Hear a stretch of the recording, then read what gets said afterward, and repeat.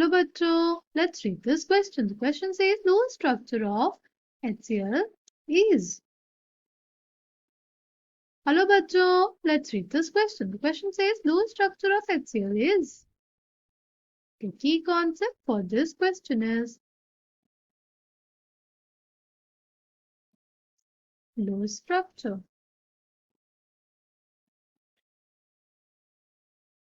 Lewis ने देखा कि जो हमारी नोबल गैसेस होती हैं वो बहुत ही ज्यादा स्टेबल होती हैं, तो उन्होंने ये कंक्लूजन ड्रॉ आउट किया इस चीज का कि अगर हमारे पास किसी भी एलिमेंट का जो कॉन्फ़िगरेशन है वो हमारे नियरेस्ट नोबल गैस के बराबर हो जाएगा तो वो स्पीशीज स्टेबल हो जाएगी।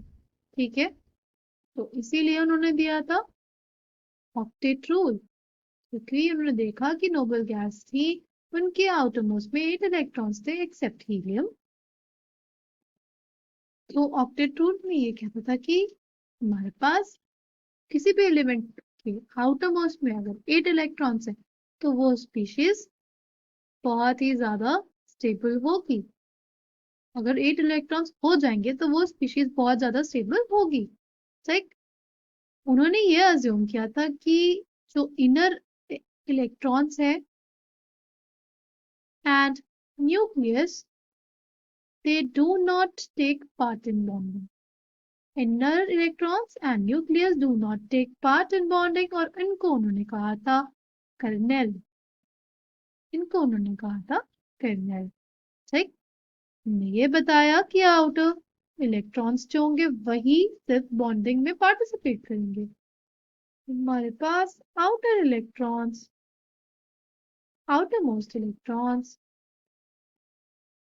will participate in bonding.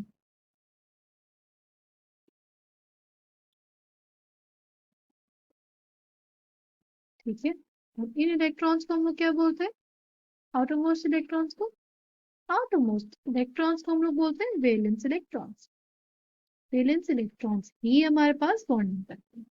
अब अगर हम लोग बात करें लुईस स्ट्रक्चर की, HCl की, हमारे पास हाइड्रोजन के आउटरमोस्ट में कितने इलेक्ट्रॉन्स? 1 इलेक्ट्रॉन। ठीक, हमारे पास क्लोरीन एटम है, क्लोरीन एटम के आउटरमोस्ट में 7 इलेक्ट्रॉन्स। तो देखो, अगर इन दोनों के बीच में बॉन्डिंग हो जाएगी तो यहाँ पे क्लोरीन के 8 इलेक्ट्रॉन्स पूरे हो गए आउटरमोस्ट में, और हमारे पास हाइड्रोजन के 2 इलेक्ट्रॉन्स पूरे हो गए। यानी हाइड्रोजन ने भी अपने nearest noble gas configuration achieve कर ली और क्लोरीन ने भी हमारे पास अपने 8 इलेक्ट्रॉन्स पूरे कर लिए आउटरमोस्ट में। I hope you understood it well. Thank you and all the best.